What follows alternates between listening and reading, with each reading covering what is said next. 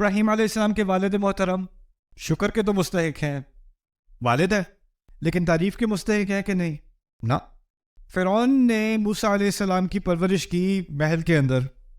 اور بعد میں اپنا احسان بھی جتلایا جب موسیٰ علیہ السلام واپس آئے تھے، کہا تھا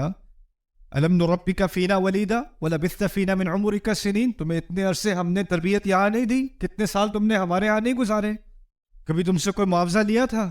احسان جتلانے والی بات ہے نا۔ اور آگے سے موسیٰ علیہ السلام نے بھی جواب میں کہہ دیا تھا وَتِلْكَ نِعْمَةٌ تَمُنُّهَا عَلَيَّ، یہ آپ کا ایک مجھ پر احسان ہے جو آپ نے مجھ پہ کیا، یعنی انہوں نے اس بات کا شکر کیا، یہ شکر کے الفاظ ہیں نا، آپ نے مجھ پر احسان کیا، یعنی موسیٰ علیہ السلام نے فرعون تک کا شکر تو کیا ہے، لیکن کبھی کیا نہیں کریں گے، تعریف کا تو وہ مستحق نہیں ہے، شکر کا پھر بھی مستحق ہے۔ بات میں یہ کہنا چاہ رہا ہوں کہ عام طور پر یہ دونوں چیزیں الگ الگ ہوتی ہیں، شکر کہیں اور جاتا ہے، تعریف کہیں اور جاتی ہے، ان دونوں کو اکٹھا نہیں کیا جا سکتا۔